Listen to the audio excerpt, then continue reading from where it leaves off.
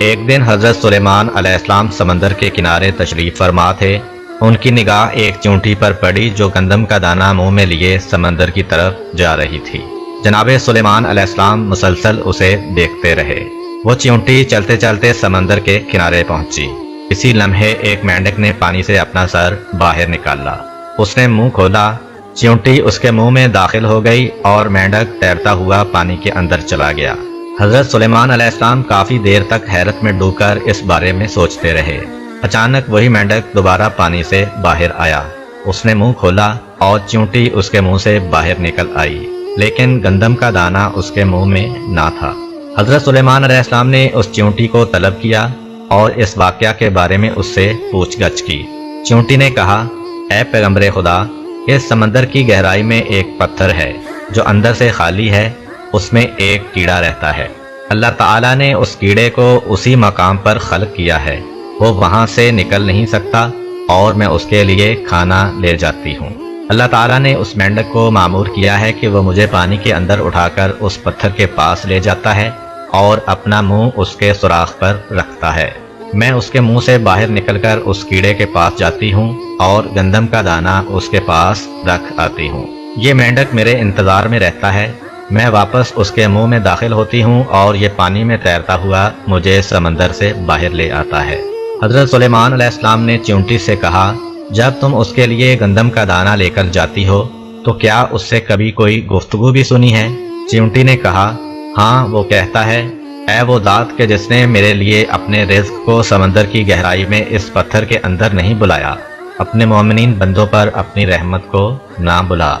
حضرت امام زین العابدین علیہ السلام فرماتے ہیں، چنڈول ایک خوش آواز پرندے کا نام ہے۔ چنڈول کے سر پر تاج ہونے کی وجہ یہ ہے کہ حضرت سلیمان علیہ السلام نے اس کے سر پر دست شفقت پھیرا تو اس طرح کا تاج اس کے سر پر بن گیا تھا۔ ایک دن چنڈول چاہتا تھا کہ اپنی مادہ کے ساتھ ملاپ کرے، لیکن مادہ چنڈول اس کام پر راضی نہ تھی۔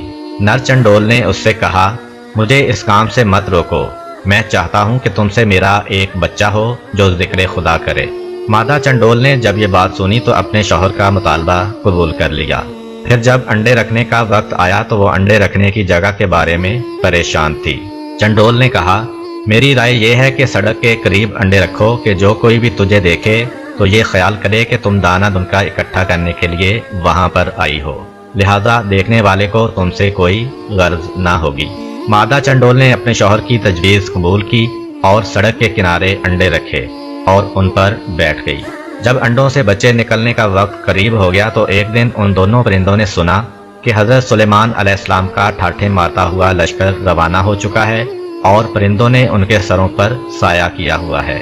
مادہ چنڈول نے اپنے شوہر سے کہا، حضرت سلیمان علیہ السلام اپنے لشکر کے ہمراہ ہماری طرف آ رہے ہیں تاکہ یہاں سے عبور کریں۔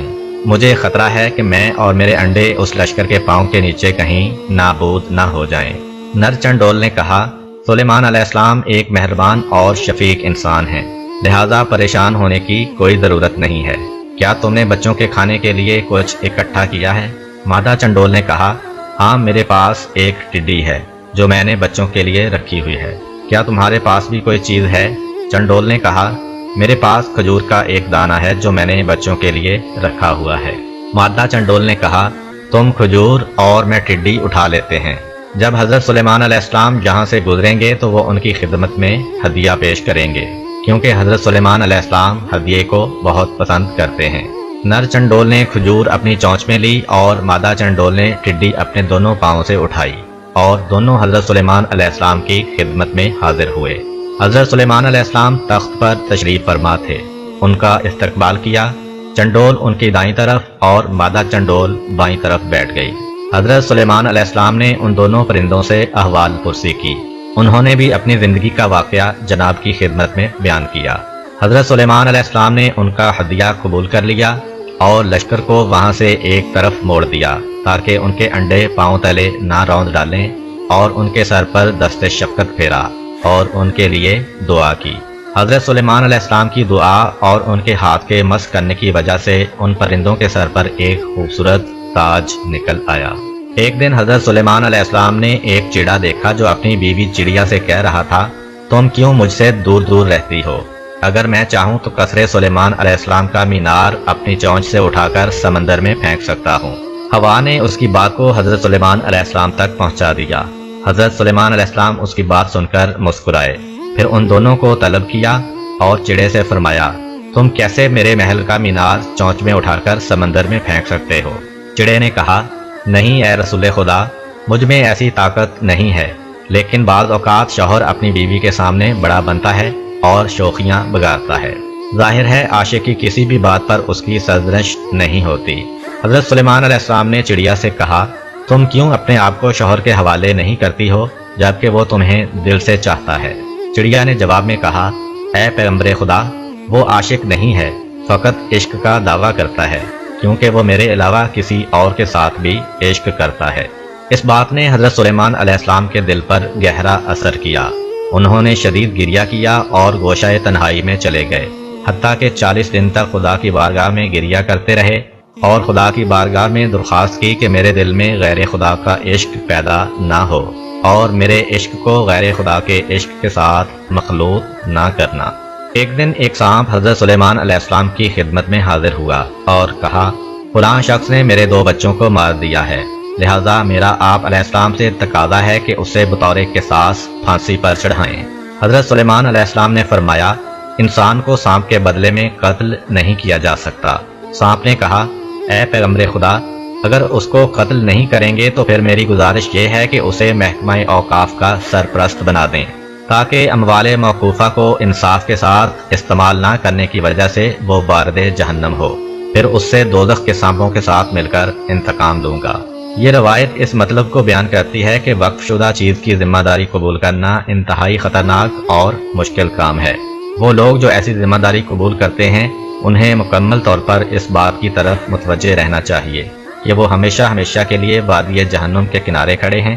ایسا نہ ہو کہ وہ اس موقوفہ مال میں اپنی ذمہ داری انجام دینے میں کوتاہی کریں کہ اس کی سزا انتہائی سخت ہے۔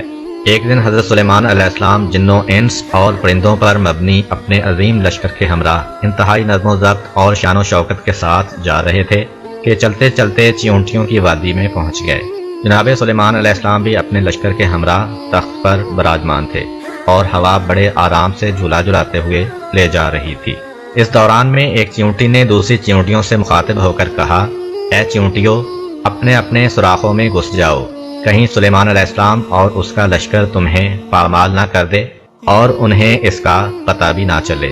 حضرت سلیمان علیہ السلام نے جب اس چیونٹی کی آواز سنی تو مسکرا دیے اور کہا، پروردگار، مجھے توفیق دے کہ میں تیری نعمت کا شکریہ ادا کروں جو تو نے مجھے اور میرے والدین کو عطا کی ہے، اور ایسا نیک عمل کروں کہ تو راضی ہو جائے اور اپنی رحمت سے مجھے اپنے نیک بندوں میں شامل کر لے۔ حضرت سلیمان علیہ السلام نے اپنے نوکروں کو حکم دیا کہ اس چیونٹی کو میرے پاس لایا جائے۔ نوکروں نے فوراً اس چیونٹی کو ان کی خدمت میں حاضر کیا۔ جناب سلیمان علیہ السلام نے اس چیونٹی سے فرمایا، کیا تمہیں معلوم نہیں ہے کہ میں خدا کا پیغمبر ہوں اور کبھی کسی پر ظلم و زیادتی نہیں کرتا؟ چیونٹی نے کہا، ہاں میں یہ بات جانتی ہوں۔ حضرت سلیمان علیہ السلام نے فرمایا، پھر تم نے چیونٹیوں کو مجھ سے کیوں ڈرایا ہے؟ چیونٹی نے عرض کیا، میں اس بات سے ڈری تھی کہ یہ چیونٹیاں آپ کی شان و شوکت اور زرق و برق دیکھ کر دنیا کی دیوانی نہ ہو جائیں اور خدا کو نہ بلا دیں۔ میں چاہتی تھی کہ وہ اپنے اپنے سوراخوں میں گھس جائیں اور آپ کا جاہ و حشم نہ دیکھیں۔ اس کے بعد چیونٹی نے عرض کیا، کیا آپ کو علم ہے کہ اللہ تعالیٰ نے اپنی عظیم ترین مخلوقات میں سے ہوا کو آپ کے تابع کیوں قرار دیا ہے؟ جناب سلیمان علیہ السلام نے فرمایا، اس بارے میں مجھے علم نہیں ہے۔ چیونٹی نے کہا، اس لیے کہ آپ سمجھیں کہ آپ کا ملک برباد ہونے والا ہے اور اس پر اعتماد نہیں کرنا چاہیے، اور اگر خداوند عالم دنیا کی تمام چیزوں کو ہوا کی طرح آپ کا فرمانبردار بنا دیتا تو ہر چیز آپ کے قبضہ سے نکل جاتی، جس طرح کہ ہوا کسی کی مٹھی میں نہیں رہتی۔ حضرت سلیمان علیہ السلام چیونٹی کی اس پرمانی نصیحت کو سن کر